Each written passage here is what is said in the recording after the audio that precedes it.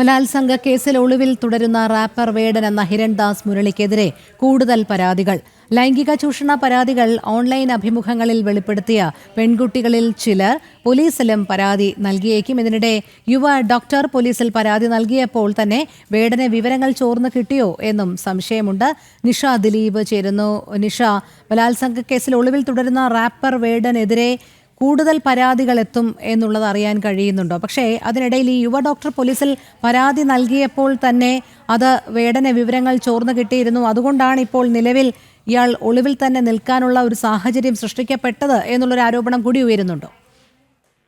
രോഹിണി, തീർച്ചയായും അങ്ങനെ തന്നെയാണ്. കോട്ടയം സ്വദേശിയായ യുവ ഡോക്ടർ തൃക്കാക്കര പോലീസിൽ വേടനെതിരെ പരാതി നൽകിയപ്പോൾ തന്നെ പിന്നീട് വേടൻ ജനമധ്യത്തിലേക്ക് വന്നിട്ടില്ല. പോലീസിന് ഇതുവരെ വേടനെ കണ്ടെത്താൻ കഴിഞ്ഞില്ല. ഇന്നത്തേക്ക് 9 ദിവസമായി യുവ ഡോക്ടർ തൃക്കാക്കര പോലീസിൽ പരാതി നൽകിയിട്ട് കഴിഞ്ഞ വ്യാഴാഴ്ചയാണ് ഇവർ തൃക്കാക്കര പോലീസ് സ്റ്റേഷനിൽ വേടൻ തന്നെ വിവാഹ വാഗ്ദാനം നൽകി പലതവണ പീഡിപ്പിച്ചു എന്നുള്ള പരാതി നൽകിയത്. മാത്രമല്ല, വേടനെതിരെ യുവ ഡോക്ടർ ബലാത്സംഗ പരാതി നൽകിയതിന് പിന്നാലെ വേടനിൽ നിന്ന് മോശം അനുഭവങ്ങൾ ഉണ്ടായതായി നിരവധി പെൺകുട്ടികൾ വെളിപ്പെടുത്തിയിരുന്നു.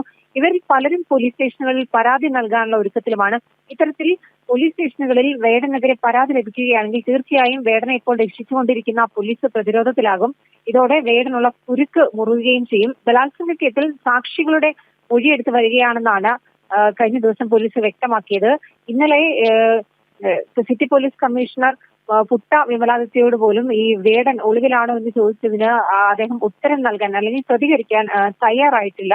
ഈ സാക്ഷികളുടെ മൊഴി എടുക്കുന്നു എന്ന് പറയുമ്പോൾ പോലും അത് എത്തരത്തിലാണ് ആ ഒരു നടപടിക്രമങ്ങൾ കൊണ്ടുപോകുന്നതെന്ന് പോലീസ് വ്യക്തമാക്കിയിട്ടുമില്ല. എന്നാൽ മോശം അനുഭവങ്ങൾ വെളിപ്പെടുത്തിയ പെൺകുട്ടികൾ മൊഴികൾ രേഖപ്പെടുത്താൻ അല്ലെങ്കിൽ ഇവർ പരാതി നൽകാൻ തയ്യാറായി മുന്നോട്ട് വന്നാൽ തീർച്ചയായും പോലീസ് പ്രതിരോധത്തിലാകും. മാത്രമല്ല, ഇന്നലെ സിറ്റി പോലീസ് കമ്മീഷണർ പറഞ്ഞപ്പോൾ പോലും വേടന്റെ മുൻകൂർ ജാമ്യാപേക്ഷ ഹൈക്കോടതിയിലുണ്ട്. ഈ ഹൈക്കോടതി മുൻകൂർ ജാമ്യാപേക്ഷ പരിഗണിക്കുന്നത് വരെ പോലീസ് വേടന്റെ അറസ്റ്റ് നീട്ടിക്കൊണ്ടു പോകുന്നതായി നമുക്ക് സംശയിക്കണം. മുൻകൂർ ജാമ്യാപേക്ഷ പരിഗണിക്കുന്നത് വരെ അറസ്റ്റ് നീട്ടിക്കൊണ്ടു പോകാനുള്ള ഒരു ശ്രമം നടക്കുന്നുണ്ട്. കഴിഞ്ഞ വ്യാഴാഴ്ചയായിരുന്നു യുവ ഡോക്ടറുടെ പരാതിയിൽ തൃക്കാക്കര പോലീസ് വേടനെതിരെ FIR രജിസ്റ്റർ ചെയ്തിരിക്കുന്നത്. ഇതിനിടെ യുവതി പരാതി നൽകിയതിന് പിന്നാലെ വേടന് വിവരങ്ങൾ ചോർന്നു കിട്ടിയതായും സംശയമുണ്ട്. അതുകൊണ്ട് തന്നെയാണ് കഴിഞ്ഞ ദിവസം ബോൾഗാട്ടി പാലസിൽ വേടന്റെ സംഗീത പരിപാടി ഉണ്ടായിരുന്നു.